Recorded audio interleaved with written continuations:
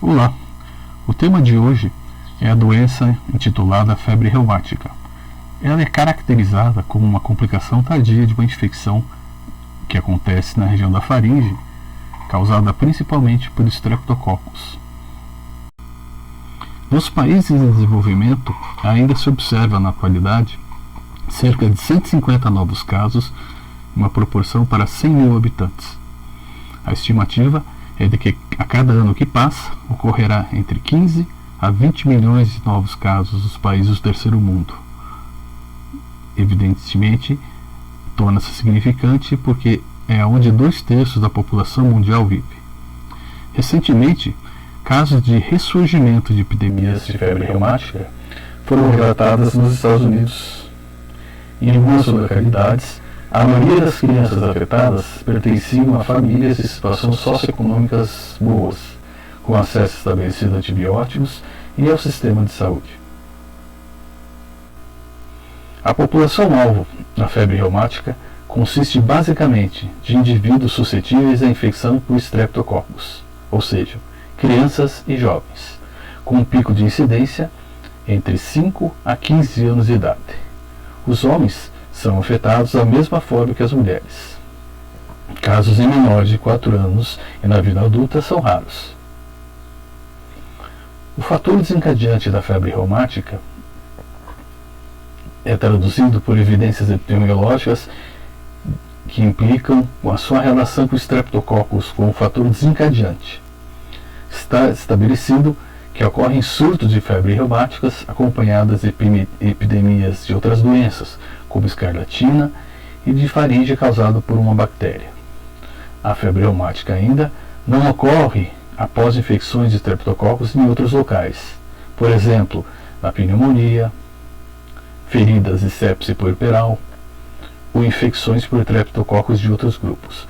Somente está relacionado com a região da faringe. No entanto, nem todos os Streptococcus do grupo A parecem ser capazes de provocar a febre reumática, e nem todos os indivíduos parecem estar suscetíveis a essa doença. A estimativa é que cerca de 1 a 3% da população apresentará a febre reumática, mesmo sendo infectados por uma cepa sabidamente reumatogênica. Os fatores que conferem susceptibilidade, tanto bacteriana quanto hospedeira, não são totalmente conhecidos, mas serão discutidos adiante. A autoimunidade. Após a faringite, causada por Streptococcus streptocócica, e o período de latência, no momento que a febre reumática aguda, o Streptococcus raramente pode ser isolado no hospedeiro, uma evidência direta que já foi eliminado. A febre reumática é rara, e antes dos 4 anos de idade, o que mostra a necessidade de uma sensibilização prévia ao agente, contato com o mesmo, ou certa maturidade do sistema imunológico. Fatores bacterianos. Cada Streptococcus é envolvido por diversas camadas, que pela semelhança química, com estruturas presentes nos tecidos humanos, ou seja, mimetismo antigênico, induzem a formação de anticorpos configurando a chamada reação cruzada. Nessas estruturas, a proteína M é considerada um dos principais antígenos de superfície. Sua função consiste em dificultar a fagocitose pelas células imunológicas do hospedeiro, ajudando a fixar a bactéria na célula da epiderme, o epitélio da faringe, e é capaz de induzir anticorpos contra a trombomiosina muscular. Fatores do hospedeiro. A. Imunidade humoral.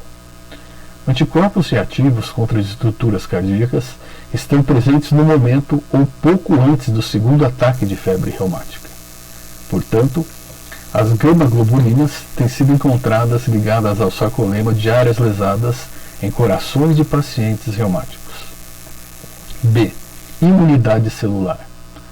Existe na febre reumática, uma hipótese de que a resposta celular exagerada e duradoura está relacionada com a fisiopatologia da doença. Consiste, com essa hipótese, é o achado de expansão de linfócitos CD4 positivos e a redução da atividade supressora no sangue periférico dos pacientes com febre reumática na fase aguda. A histopatologia dos tecidos cardíacos, pois, inicialmente na faringe, tende a migrar-se afetando toda a estrutura cardíaca, pericárdio, endocárdio e válvulas cardíacas. Estão acometidas a febre reumática, onde encontra-se um infiltrado de linfo monocitário, formado principalmente de linfócitos do tipo CD4+, e posteriormente uma proliferação de fibroblastos e fibrose, o que leva a uma hipermegalia cardíaca e uma alteração da frequência cardíaca. A relação entre infecção por Streptococcus, reação celular e lesão cardíaca na febre reumática, esses três principais itens, foi bem abordada pela análise das células T encontrada nessas lesões. Estas células reconhecem de uma forma cruzada peptídeos derivados de uma proteína chamada M e proteínas dos tecidos cardíacos. Um padrão semelhante de linfócitos também foi encontrado no sangue periférico desses pacientes. Portanto, existe a possibilidade, através do exame de sangue, fator reumático, de identificar a presença dessa patologia. Citocinas. A cardiopatia reumática leve, a artrite e a coreia parecem apresentar um predomínio das citocinas. A cardiopatia reumática grave é basicamente mediada por um padrão TH1. Quadro clínico. De 2 a 3 semanas após a faringite, inflamação na faringe aguda, desencadeia que o indivíduo apresentará um quadro de febre agudo, acompanhado de uma artrite migratória, dores articulares poliarticular, migrando, predominante das grandes articulações, e os sinais clínicos laboratoriais de cardite e valvulite, verificado através de exame de sangue e exames de imagem, como ultrassom e tomografia computadorizada. Os sintomas secundários ao cometimento do sistema nervoso central, que é a coreia de Sydenham, alterações de comportamento, são menos frequentes, mas muito sugestivos, e irão acontecer após um período de latência geralmente mais longo, ou seja, de 3 a 6 meses. O episódio agudo da febre reumática é autolimitado com uma duração de 1 a 6 meses. A doença apresenta uma tendência de recorrência, novos surtos, novos episódios, especialmente nos 5 anos após o surto inicial, em pacientes com uma doença cardíaca reumática prévia. Os surtos subsequentes tendem a minimizar o inicial, e a febre reumática não causa urticária, edema neurótico ou glomerulonefrite clínica. A cardite é a manifestação clínica mais frequente no Brasil, 65%, e a mais importante pela morbidade e a mortalidade. Pode ocorrer até a 6ª semana de um surto agudo e caracteriza pelo acometimento isolado ou associado dos 3 folhetos cardíacos, e também conhecida como pancardite. A endocardite está presente em 100% dos casos, seja um sopro cardíaco audível ou não. Já a pericardite e a miocardite são manifestações mais raras e sempre associadas à endocardite. Aí dá-se a importância dos exames de imagem para verificar o comprometimento das camadas da musculatura cardíaca. Semiologicamente, ou seja, ao exame clínico, a endocardíaca apresenta-se pela manifestação de um sopro orgânico da válvula comprometida, e que por ordem de frequência são as mais comprometidas: a válvula mitral, em segundo lugar a aórtica, tricúspide e excepcionalmente a pulmonar. Acontece também a observação e a presença de um sopro de estenose mitral, por estar presente principalmente em crianças, existência e evidenciando um surto anterior. A cardite leve, não acompanhada de outros sinais de doença, pode passar despercebidos. A cardite reumática pode evoluir para a cura, permanecer estacionária por muitos anos ou sofrer calcificações progressivas, principalmente nas estruturas valvulares cardíacas. A alteração cardíaca permanece dependente primariamente da gravidade da valvulite. A coreia de Siderman, que é uma complicação neurológica e muito mais rara da febre reumática, caracterizada pela presença de movimentos coreicos em crianças, são altamente sugestivos do diagnóstico de febre reumática. Por apresentar um período de latência prolongado, de 1 a 6 meses, entre o período da infecção pelo Streptococcus e o início das manifestações clínicas, é comum não serem observadas na coreia alterações de provas da fase aguda, nem evidências de infecção streptocócica anterior. A artrite. Dentre os sinais maiores de febre reumática, é o que envolve maior dificuldade diagnóstica, quando se apresenta de uma maneira isolada. De uma forma clássica, é caracterizada por uma poliartrite que migra de grandes articulações, sendo pouco frequente o envolvimento da articulação coxofemoral, coluna e pequenas articulações de mãos e pés. A duração de um surto de artralgia, dor articular, não excede de 2 a 3 semanas e evolui normalmente para uma cura completa, raramente com sequelas. A síndrome de Jacu, isto é, um desvio ulnar e subluxação das articulações metacarpo-falangianas sem destruição óssea, pode aparecer, decorrente de surtos repetidos de febre reumática. O quadro articular, ele pode ser incaracterístico, ou seja, com uma artrite aditiva. Acontece uma duração mais prolongada, sendo o diagnóstico realizado pela presença concomitante de cardite ou de coreia. Nódulos subcutâneos.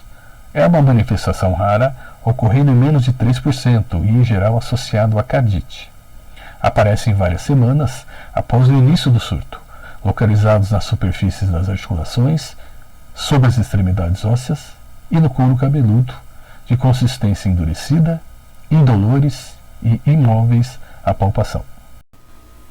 Eritema marginado. Apresenta associado frequentemente com a cardite também, caracterizado por lesões de bordas nítidas avermelhadas, serpiginosas, com o centro claro. Não são pruriginosas, não causa coceira, e de localização preferencialmente na região do tronco, região dorsal e porções proximais dos membros. Normalmente são evanescentes, com uma duração de horas ou mesmo de minutos. Diagnóstico da febre reumática. O diagnóstico tem sido baseado em critérios de Jones, que serão verificados na sequência e estão relacionados a algumas alterações patológicas. Eles incluem as manifestações clínicas já descritas anteriormente e alguns achados laboratoriais.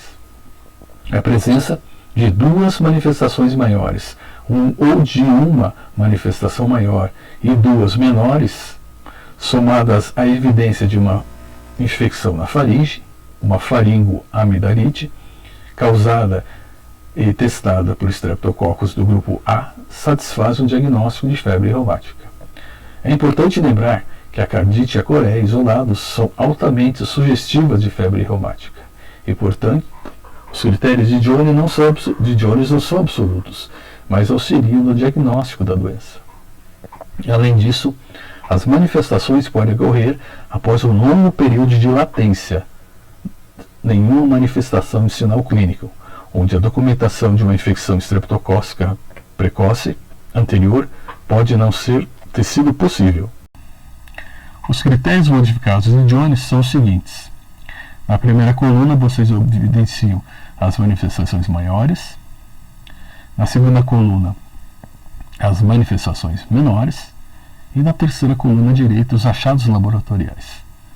Então, as manifestações maiores são a cardite, a poliartrite, a coreia, o eritema marginatum e os nódulos subcutâneos, como vistos anteriormente.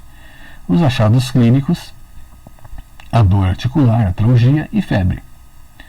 E os achados laboratoriais são compatíveis com a elevação dos reagentes na fase ativa, alteração do VHS, velocidade de hemossedimentação, positivação da proteína C reativa e prolongamento do intervalo PR no eletrocardiograma.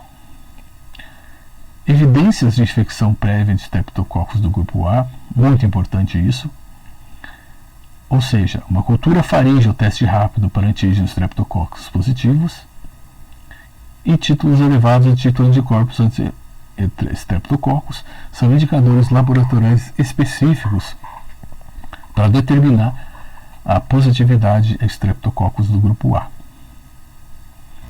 Não há alterações laboratoriais pagnolômicas para diagnóstico da febre reumática.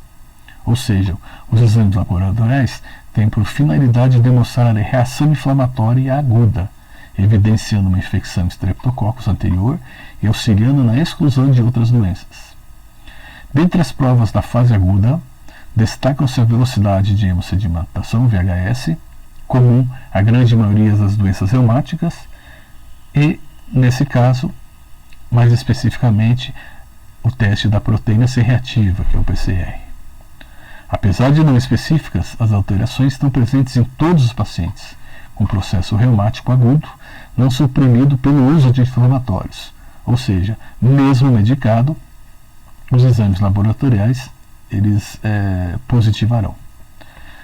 A coreia pura e ocasionalmente o eritema persistente são uma exceção a essa regra, ou seja, eles sofrem o efeito dos medicamentos com a diminuição ou remissão dos seus sinais e sintomas. 3 parâmetros são utilizados como evidência de infecção do Streptococcus, do grupo A. Normalmente, anterior, se já teve a escarlatina. Se na cultura de orofaringe for positivo para o Streptococcus B, apesar de ser causada por Streptococcus A,